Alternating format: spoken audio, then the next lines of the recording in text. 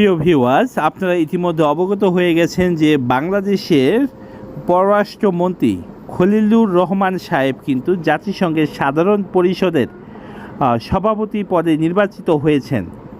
তো এটি বাংলাদেশের জন্য একটি খুব বড় বিজয় এবং গৌরবের বিষয়।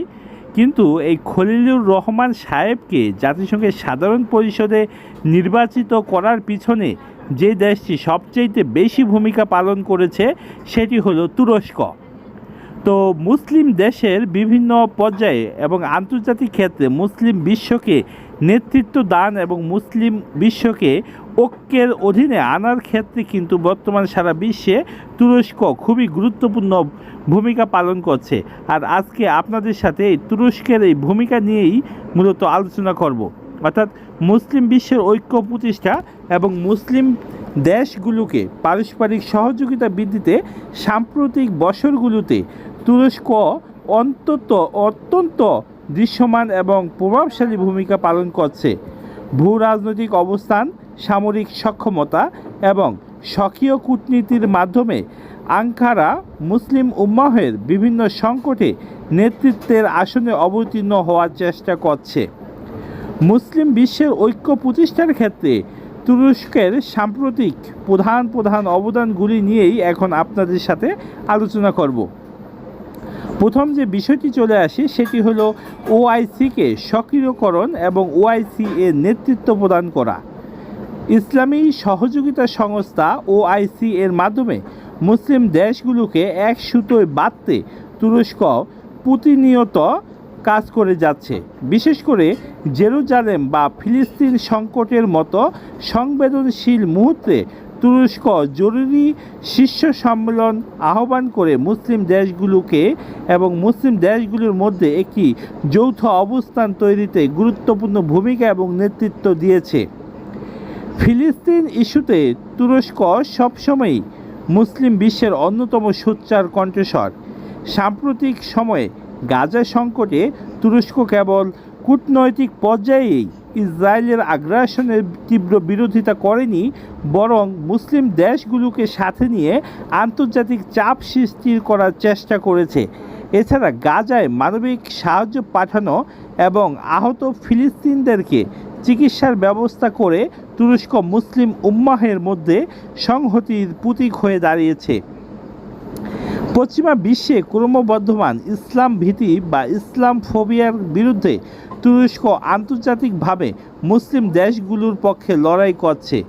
জাতিসংঘ সহ বিভিন্ন বৈশ্বিক ফোরামে ইসলাম ফোবিয়ার বিরুদ্ধে প্রস্তাব পাশ করাতে তুরস্ক এবং পাকিস্তান যৌথভাবে অগ্রণী ভূমিকা পালন করছে, যা মুসলিম দেশগুলোর মধ্যে একটি আদর্শিক ঐক্য হিসাবে কাজ করছে। এছাড়া মুসলিম বিশ্বের যে কোনো প্রান্তে নির্যাতিত জনগোষ্ঠীর পক্ষে তুরস্ক তার কঠোর অবস্থান নিয়েছে। বাংলাদেশের শরণার্থী শিবিরে আশ্রয় নেয়া রোহিঙ্গাদের জন্য বড় আকারের মানবিক সহায়তা পাঠিয়েছে তুরস্ক এবং আন্তর্জাতিক আদালতে তাদের অধিকারের পক্ষে সওয়াল করেছে এই তুরস্ক। এছাড়া আপনারা তো ইতিমধ্যে জেনেছেন যে বাংলাদেশের পররাষ্ট্রমন্ত্রী খলিলুর রহমান সাহেবকে জাতিসংঘের সাধারণ পরিষদে নির্বাচিত হওয়ার জন্য, অর্থাৎ সাধারণ পরিষদে জয়ী হওয়ার জন্য তুরস্ক কিন্তু তার মিত্র দেশগুলোর যে ভোট সেই ভোট বাংলাদেশের পক্ষে কালেকশন করেছিল। একই সাথে আন্তর্জাতিক ফোরামগুলোতে এই মুসলিম জনগোষ্ঠী, বিশেষ করে কাশ্মীর এবং উইঘুর জনগোষ্ঠীর মানবাধিকার রক্ষায় তুরস্ক ক্রমাগত আওয়াজ করে আসছে। মুসলিম দেশগুলোর আত্মনির্ভরশীলতা বাড়াতে এবং তুরস্ক প্রতিরক্ষা খাতে বিভিন্ন মুসলিম দেশের প্রতি সহযোগিতার হাত বাড়িয়ে দিয়েছে। আমরা ইতিমধ্যে দেখেছি বাংলাদেশের সাথে কিন্তু তুরস্কের পররাষ্ট্রমন্ত্রী পর্যায়ে এবং প্রতিরক্ষা পর্যায়ে কিন্তু যৌথ কমিটি গঠন করার প্রতিশ্রুতি তুরস্ক ইতিমধ্যে দিয়েছে। তাছাড়া তুরস্কের কিন্তু সামরিক এবং প্রতিরক্ষা সক্ষমতা অত্যন্ত দারুণ। তুরস্কের তৈরি ড্রোন যেমন বাইরাক্তার TB2 এবং সামরিক প্রযুক্তি আজ আজারবাইজান, লিবিয়া, কাতার, সোমালিয়ার মতো মুসলিম দেশগুলোর নিরাপত্তা নিশ্চিত করতে বড় ভূমিকা পালন করছে।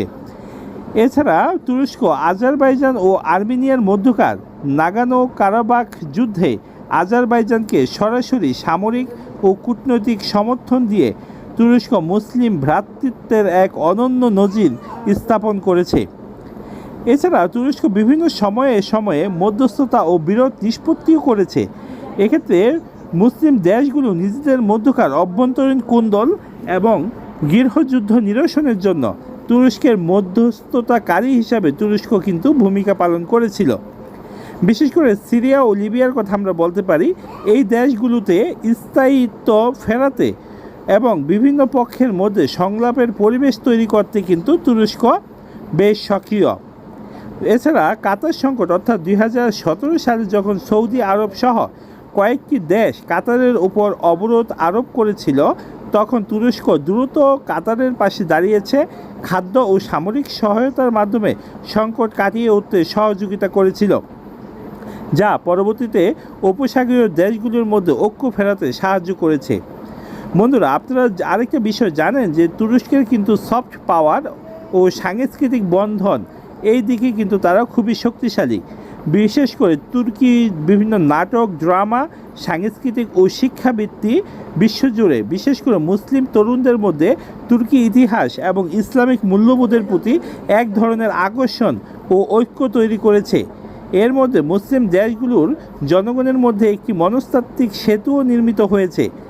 আর ইদানিং কিন্তু আমরা আরেকটি বিষয় লক্ষ্য করছি যে আন্তর্জাতিকভাবে মধ্যম শক্তিশালী যে দেশগুলো রয়েছে, সেই দেশগুলো বিশেষ করে মুসলিম মধ্য ও শক্তিশালী যে দেশ যেমন পাকিস্তান, তুরস্ক, সৌদি আরব এবং বাংলাদেশ, এই দেশগুলো কিন্তু পারস্পরিক বিভিন্ন জোট গঠন করার মাধ্যমে আন্তর্জাতিক ক্ষেত্রে সামরিক দিকে বেশ শক্তিশালী হয়ে উঠেছে।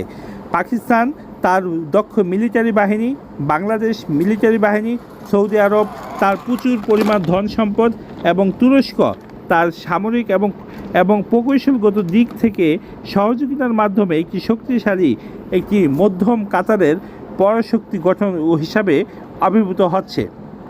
তো বন্ধুরা, সংক্ষেপে যদি আমরা বলতে চাই, তুরস্ক তার বলিষ্ঠ নেতৃত্ব এবং সফট পাওয়ার ব্যবহার করে এবং এই সফট পাওয়ারের ব্যবহারের মাধ্যমে মুসলিম বিশ্বের দীর্ঘদিনের নিষ্ক্রিয়তাকে কাটিয়ে একটি সুসংহত অবস্থান তৈরি করার চেষ্টা করে যাচ্ছে। যদিও কিছু ক্ষেত্রে ভূ রাজনৈতিক স্বার্থের কারণে সব মুসলিম দেশের সাথে তুরস্কের সম্পর্কের সমীকরণ এক হয় না, তবুও উম্মাহের সংকটের আঙ্কারার ভূমিকা বর্তমান বিশ্বে অন্যতম প্রধান চালিকা শক্তি। তো বন্ধুরা, আজকে এই পর্যন্তই। দেখা হবে পরবর্তী কোনো ভিডিওতে। সে পর্যন্ত সবাই ভালো থাকবেন। আল্লাহ হাফেজ।